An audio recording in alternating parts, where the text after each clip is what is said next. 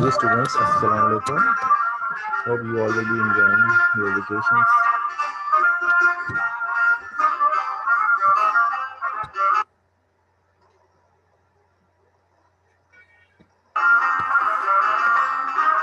Today,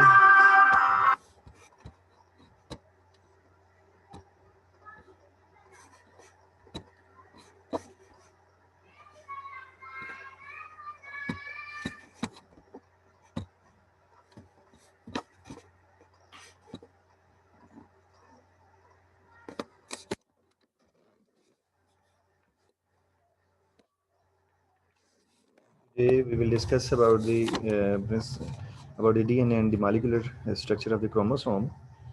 I'm covering this chapter from the fourth edition of the D.P.T. Nusted and the Michael J. Simpson.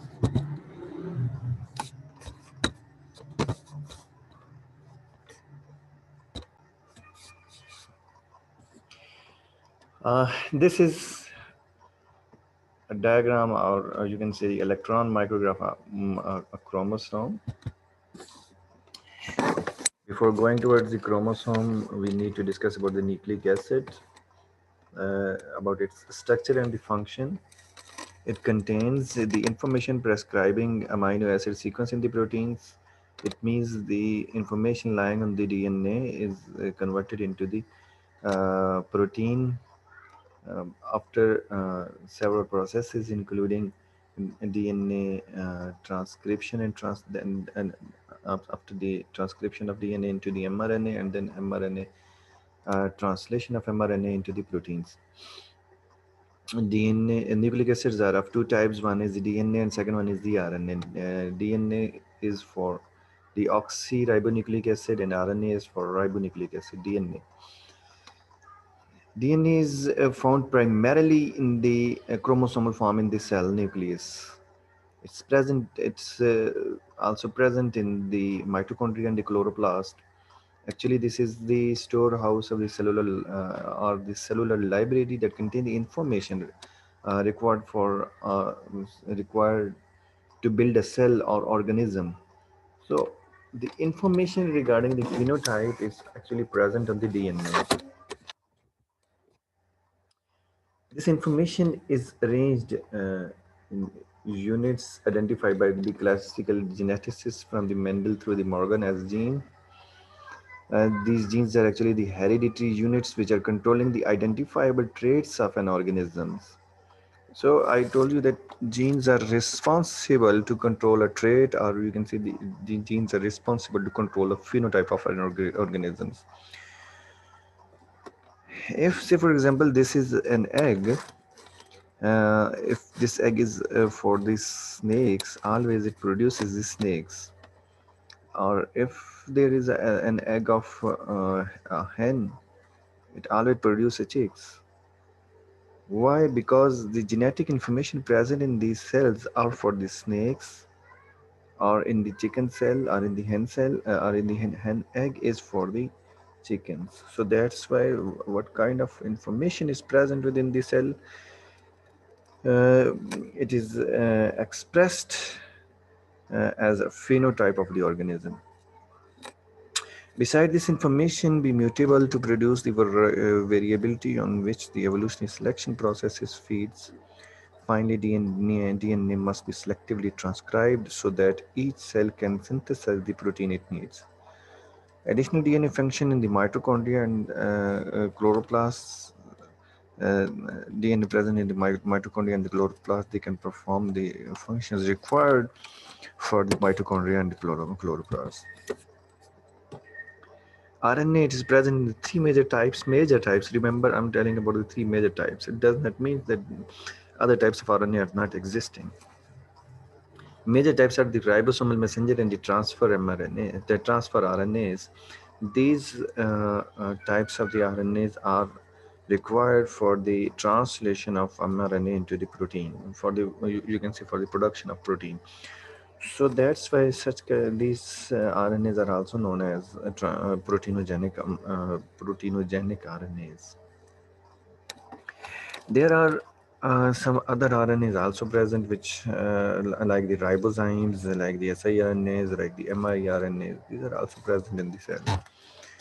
The central dogma of the molecular biology is based on the basic theme of the molecular biology is based on the DNA transcribed into the mRNA and mRNA is transcribed into the proteins. While DNA can replicate to produce the DNA, and sometimes mRNA can reverse transcribe to make DNA. Each type of the RNA has a characteristic base composition and the molecular size. Here, there are some differences in the DNA and the mRNAs. The basic differences in the DNA and mRNA is their ribose is in their ribose sugar. DNA contains the deoxyribose while the mRNA contains the oxygenated ribose sugar. We will discuss it later on. DNA structural elements. DNA was first extracted from the biological material in 1868, but its participation in the transfer of genetic information was not fully recognized and uh, proved until the mid 90s. Here you can see. In 1968, Frederick Mesher isolated and studied a phosphorus containing substance from the cell nuclei of and the cell nuclei and the salmon sperm cells. Michel called the substance nuclein. After 1868, in 1928, Frederick Griffith defined a genetic transforming principle in the pneumococcus bacteria. You people know about the experiment of the Frederick Griffith that he infected the mice with the pneumococcal bacteria and found that there are some substances which are being transferred from one organisms to the other organism and making the rough type rough type bacteria, or you can say and converting the rough type bacteria into the smooth type bacteria which are disease causing. Faber's Levine used chemical analysis to determine the four types of the bases as important building blocks of DNA. In 1944, Oswald F. D. Colin McLeod and McLean McCarthy showed that Griffith's bacterial transforming factors are actually the DNA. In 1950s, Alfred Hershey and Martha Chase used virus in the experiments to confirm the DNA in the genetic material. And then in 1952, Evan Chargoff studied the composition of DNA from different species and found that ratios of adenine to thymine and guanine to cytosines must be equal to 1. So it means that adenine and guanine, it means that adenine and the thymine and guanine and the cytosines are equal. And then in 1952, Maurice Wilkins and Rosalind Franklin studied the X-ray diffraction of the DNA crystals and found periodic patterns implying repeating structural units in the DNA. And in 1953, James Watson and Francis Crick formulated a three-dimensional structure, double helix for the DNA that accounted for X-ray diffraction and A and T and G to C equivalence data. This is actually the experiments of, you can say, experiments of Fred Griffith, in which he infected the mice with the pneumococcal bacteria and found that there are some genetic material which is being transferred from one organism to the another or to another organism and transforming that bacteria from non-disease causing to the disease causing bacteria. After that, it was found that that such kind of material is actually the DNA, which is being transformed from one, which is being, which is moving from one bacteria, which is moving or which is converting from one bacteria from being non-pathogenic to the pathogenic. Here's some other experiments. Um, this is also the experiment of Frederick Griffith, which is in detail. You can see here that living type 2R, which is non-capsulated living type 2R bacteria growing in the cultural medium, and type 2R colonies are made. Then these type 2, then heat killed type 3S, which is the disease causing bacteria. When grown on the battery plate, when grown on the media, there was no colony found. And when they mixed both of these bacteria, heat kill bacteria and living type 2R bacteria, and then grow them on the battery plate, type 3S colonies were found, which were disease causing. Then type 2R cells and the DNA from the heat killed 3S cells. Type 2R was creating the colonies, but DNA only is not making the colonies. Then type 2R cells plus DNA from the heat killed 3S bacteria plus serum that precipitate 2R cells from the mixture, and then 3S colonies were found. Type 2R cells plus DNA from the heat killed 3S cells were treated with the protease. So the all kind of proteins must be denatured. Type 3S colonies were found. Again, they performed the experiment that type 2R cells plus DNA from the heat kill cells plus RNases, which are required to damage the RNA, and then again the colonies were found. And the last experiment was the treatment of this solution with the DNAs.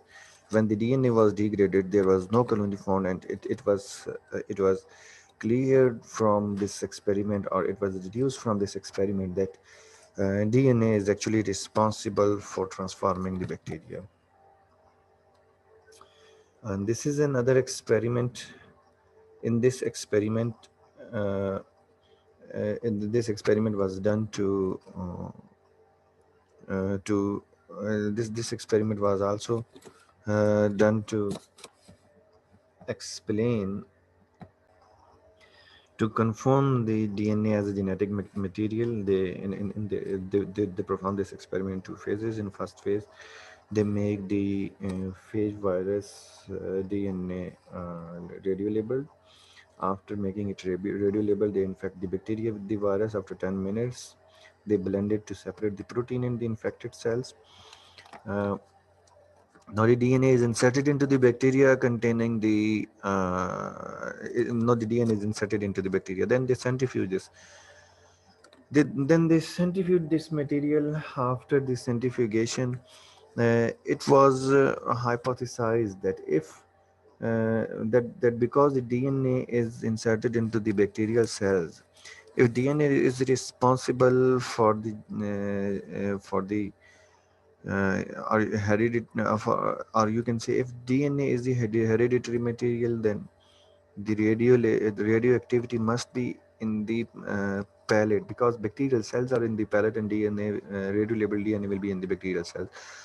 Or if the protein is responsible for the for the hereditary material, and if the protein is the hereditary material, then after separation of the viral particles from bacteria, they will be suspended in the solution. So upper phase, or you can say the super natant of the material will be supernated material will be radio labeled. So they perform the experiment. Here you can see they perform the experiment, and they just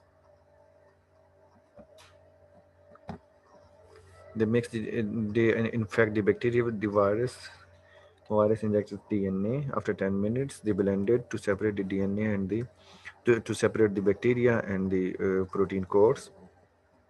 Okay, so then they centrifuge it. After the centrifugation, they found that a higher concentration of radioactivity in the pellet was found, and the latent radioactivity in the supernatant was found. Then they in the second phase, they make the protein particles radio labeled, and then mix the virus, then blend it to separate DNA and the protein, and then centrifuge it was found that radioactivity in the supernatant and little radioactivity in the pellet. So it means that that after separation, the protein has no role. After being separation from the bacterial cells, protein has no role to transform this, to you can say transduce this cell. So it was clear that DNA is the genetic material, because DNA, because protein is being separated, so it cannot make the other viral particles in the bacteria. The bacterial cells containing the DNA, now the DNA will make its protein, its mRNA, and mRNA will make its protein, and then proteins will be in the form of these viral particles, and this DNA will be packaged into these heads, and the virus and the bacteria will be burst out and create the new cell, and the new cells will be released from the bacteria. So DNA is responsible for making the new cells. But RNA stores the genetic information in some viruses. There are some viruses which contain the RNA as a genetic material. These are the primitive viruses. The simple but definitive experiment was done with tobacco mosaic virus. This is a small virus, and it is composed of single molecule of the RNA encapsulated in a protein coat. This virus contains different strains which can be identified on the basis of the differences in the chemical composition of their protein code. Conrad and colleagues treated TMV particles of the two different strains with the chemicals. And the aim of their experiment was to dissociate the protein code of the virus from RNA molecules.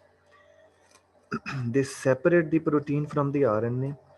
Then they mix the protein from one strain with the RNA molecules, and from the other strain with the other one, under the condition that results in the reconstitution of complete infective virus composed of protein from one strain and RNA from the other strain. When tobacco leaves were infected with these reconstituted mixed viruses, the progeny virus were always phenotypically and genotypically identical to the parent strain from which the RNA had been obtained. So if we look on this experiment here, you can see this is type TMV1, TMV type B, and this is type A virus. Hence, Frankel, what they did, they take the DNA from, they take the nucleic acid or RNA from one virus from the A type, and they take the protein of the B type. They mixed both of these. After making the reconstitute mixed virus, they infect the plant tobacco leaves with this virus. After infection of this leaf, when they isolated the offspring of this virus, they found that the new virus was of protein type A. Well, the new virus was containing the protein type A with the RNA type A. So it was confirmed that DNA, which is present in the coat of the virus, is responsible to make the new virus. The chemical structure, this is the chemical structure of the DNA, or you can see the nucleic acid. This is a schematic diagram. In this diagram, you can see, in this diagram, you can see it contains a pentose sugar, nitrogenous base, and a phosphate. For a nucleate, DNA is composed of the nucleotides, and nucleotides is actually the mixture of three major molecules: pentose, sugar, base, and the phosphate. In the DNA and the RNA, is the only difference in the pentose. There are the major difference is in the ribose sugar, and the second difference is that DNA contains the thymine while the RNA contains the uracil. But up till now, for ribose,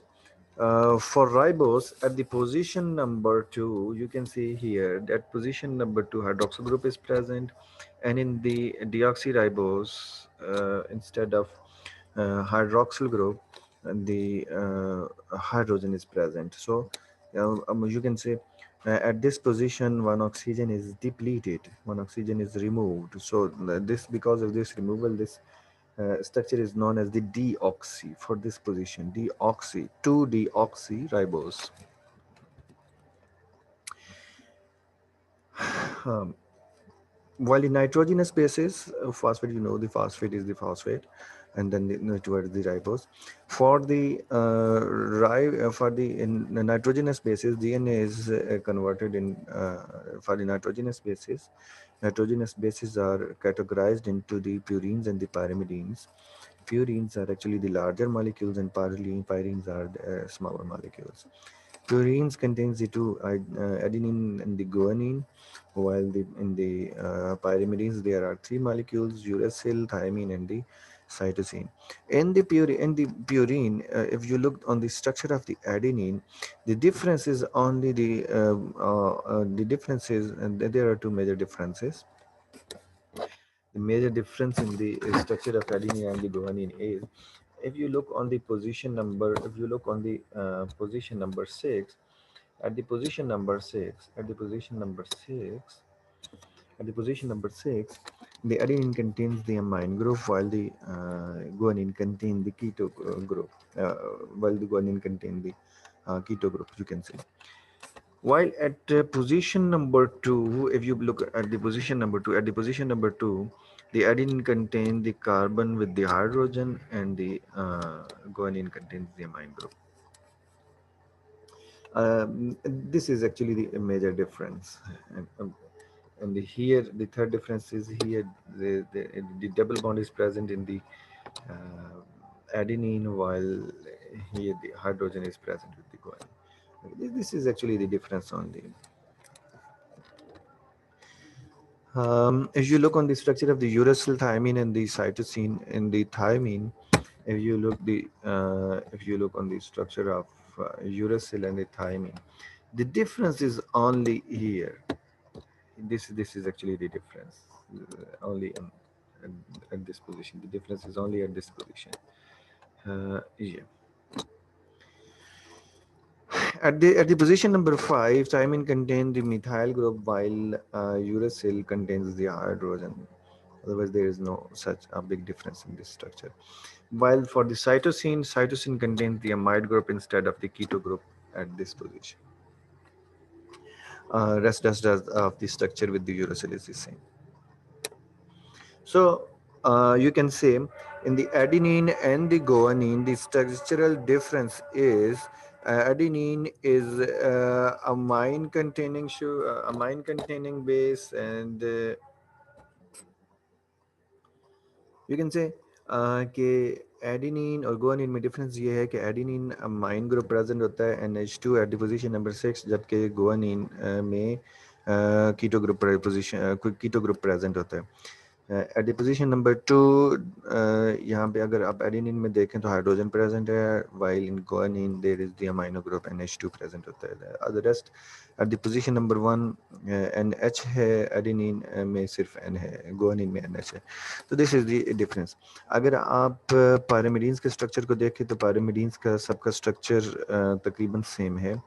position number 1 पे nitrogen है और कहीं भी nitrogen present नहीं है किसी भी जगह पे.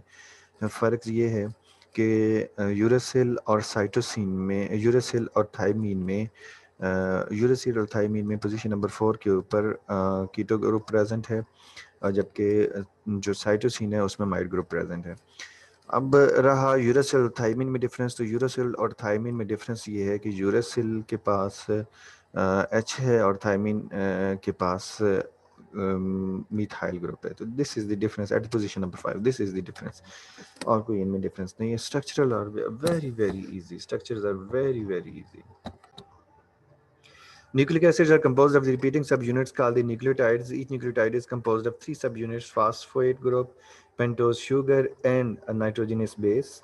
We have discussed a little bit in detail about these three. And this is the structure of phosphate. Again, this is the structure of ribose sugars or deoxyribose sugar, and this is the structure of nitrogenous base. Okay.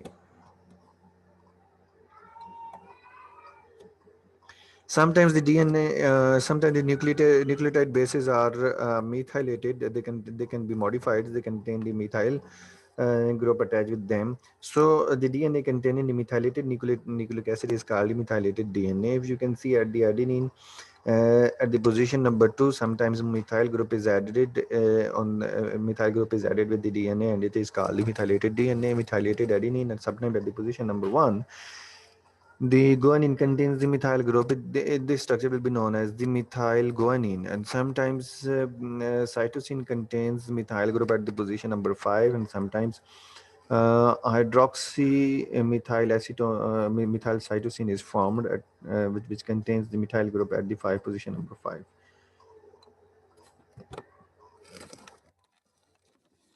This is the structure of the adenosine triphosphate. Here you can see this is the pentose sugar, and this pentose sugar, this is the phosphate group, this is the pentose sugar, and here the adenine is attached. You can see adenine is linked at the position number 1, and phosphate is present at the carbon number 5 of the pentose sugar. So if the single phosphate group is attached, it is known as the adenosine monophosphate. If the two phosphate groups are attached, this is known as adenosine triphosphate. And if there are three groups are present, three phosphate groups are present, it will be known as the ATP or the adenosine triphosphate. Naming the nucleosides and the nucleotides, if you look on the structure, uh, if you look on the structure for the nucleosides, the names are in RNA adenosines, guanosine, cytidine, and the uridine.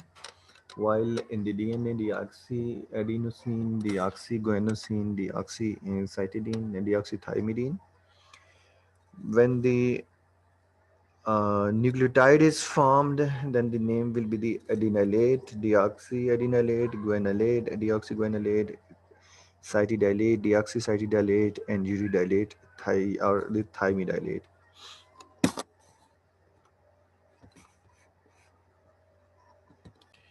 These building blocks without the phosphate groups are known as the nucleoside. When the phosphate group is attached, then these are called the nucleotides.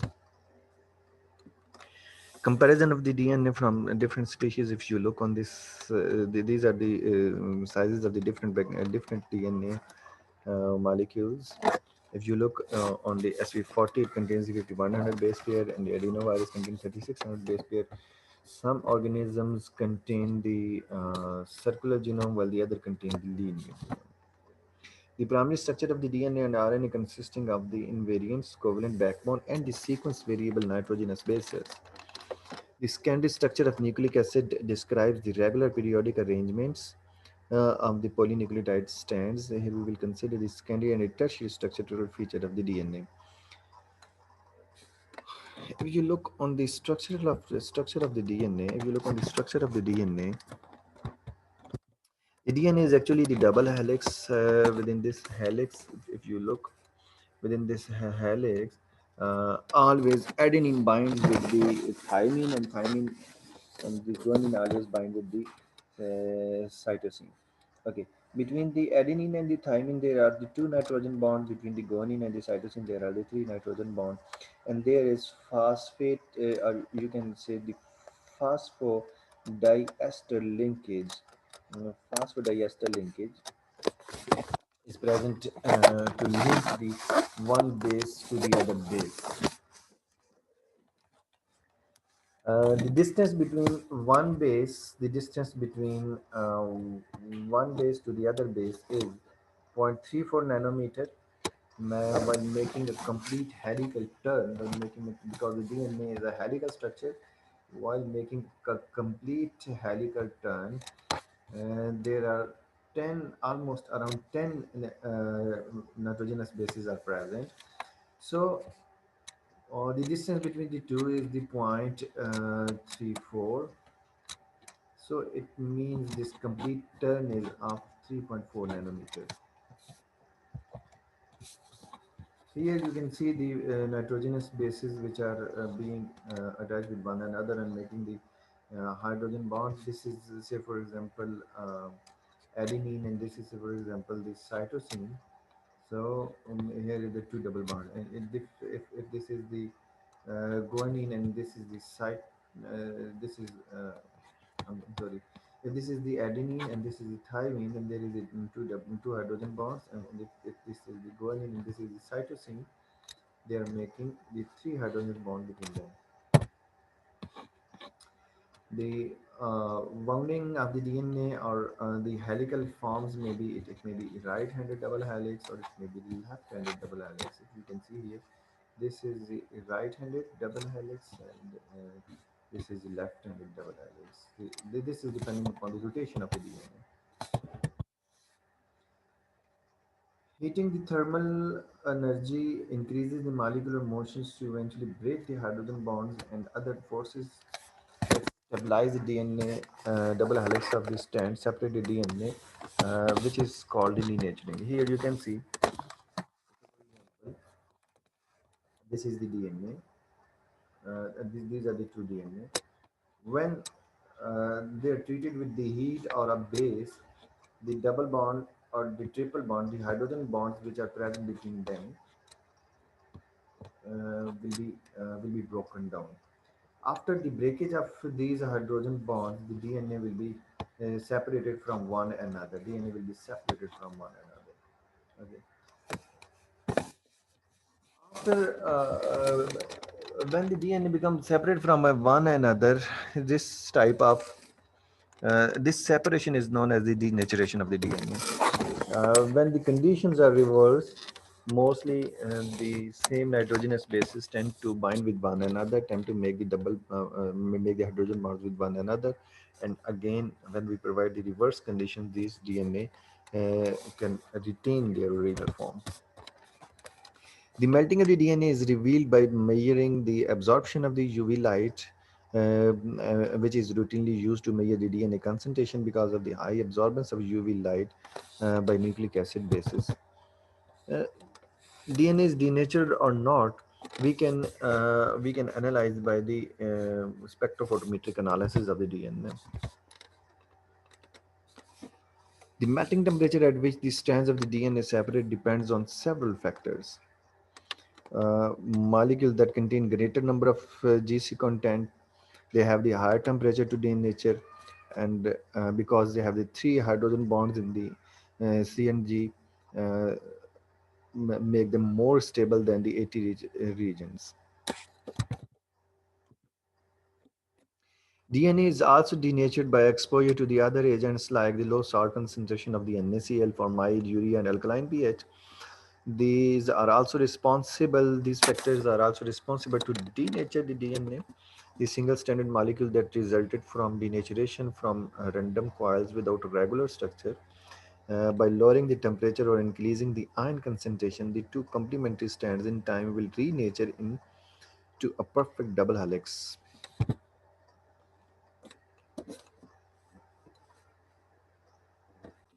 So I'm telling you that DNA, upon the increase of temperature or treatment with the bases or low salt concentration, the double bonds. I'm sorry, the double bonds, not the double bonds. The hydrogen bond between them uh, are removed, and the DNA and the two strands of the DNA become separated from one another. Upon their separation, if after their separation, if the conditions are reversed, it means that instead of increased temperature, if you provide the low temperature and reverse the conditions, increase the high salt concentration or change the alkaline pH, the DNA will obtain its original double helix structure. These are the Watson and Crick who made the structure of DNA, and they explained that nitrogenous bases are actually they explained that nitrogenous bases are actually paired with one another in a manner that A always make a double bond with the T, and the G always make the double bond with the C. They also said that there is a continuous chain from 5 to 3 prime end. Yeah, you can say that there is a phosphodiester linkage from 5 to 3 prime end. Phosphodiester linkage between 5 to 3 prime and at the position number 1, the nitrogenous bases are attached. This is the double helical structure, and these were the X-ray diffraction which were made by the Franklin et al. And these are, and this is the double helix structure. I already explained that the distance between the two bases is 0.34, and if it make a complete helical turn, if we look on the complete helical turn, in the complete helical turn, 10 bases are present, so the overall distance is 0.34 nanometer. So this is the comparison of the AT and GC content in the different species. And these are the chemical bonds which are present in the DNA structure. One is the covalent bond shared, in which the electrons are shared. The second one is the phosphodiester linkage, which is present in the DNA. Then the hydrophobic interactions, and then the stack base pair provides the hydrophobic core. You can say the and then there are the hydrogen bonds which are present in the DNA structure.